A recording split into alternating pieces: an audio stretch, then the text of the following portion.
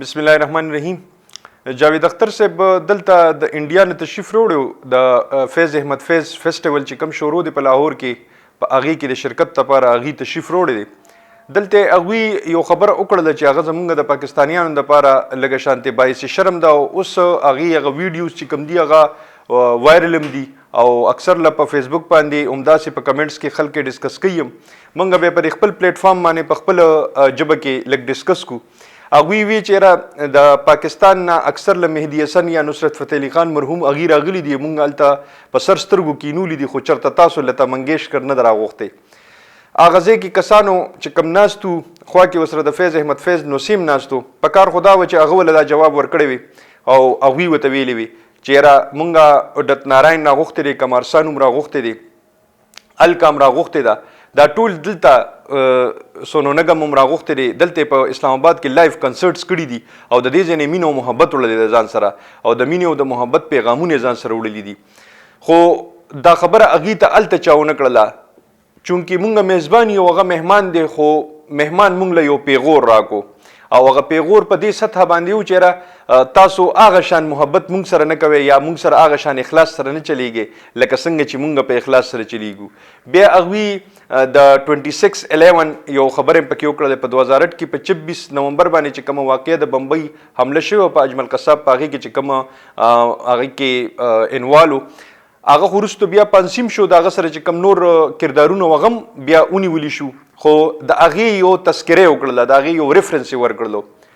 دغه ځای کې ناستو کسانو له پکار و چې د دې موله یو جواب داسې ورکړی و چې دا کلبوشن چې دلته نن گرفتار دی او هغه نن د پاکستان په قید کې دی، دی دلته چېرته واده کې شرکت لپاره راغلی و یا دلته د هیپي برډے مناوله، د دلته څه کولو یا ابینندن چې کوم موږ واپس کړی و او دوی هغه ځای کې هغه موږ نه ډېر په قدر او په عزت باندې واپس واغوستلو، هغه دلته څه له راغلی و، د هغه دلته څه کار و، د هغه دلته د خور واده یا د نیا واده چې هغه دلته راغلی و او د هغې نه پس مونږ وله میلمستیا وکړه او هغې نه پس هغه لاړلو.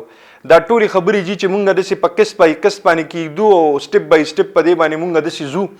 نو بیا به زه د 65 تپوس هم کوم چې چا پیله په مونږ باندې سرجیکل سټرایک کړی دی، په 71 به هم کوم، په 99 به هم کوم چې په 1999 کې چې کله دی په کارګل باندې حمله وکړله نو کارګل د ابتدا د جنګ چا کړې وه، د 65 ابتدا چا کړې وه، د 71 ابتدا چا کړې وه، مونږ خو نه وه کړې، هم په مونږ باندې همیشه جارحیت ته دا مخامختیا کیږي. خو عرض مې دا دی د خبرې چې جاوید اختر په خپله یو غټ نوم دی او د ادب د اردو د ادب د اردو د شاعرۍ یو غټ نوم دی. شبانه عظمي د دې ښځه ده، کوروالی ده، دا دواړه په نوم باندې خو مسلمانان دي، خو دوی د مسلمانانو خلاف او د پاکستانیانو خلاف یو خاص نفرت لري. مونږ خو یې دلته د شاعرۍ او دا خبرې خو یې نه ډسکس کوو، خو صرف او صرف دغه خبره مې ستاسو په مخامخ باندې ښودله چې دا چې کومې خبرې دی دلته وکړلې، په کار دا ده چې دی هلته هم دا خبرې وکړي چې کوم زمونږ دا خبرې دلته چې دی راغلی سره پارو او دی راغوښتې چو،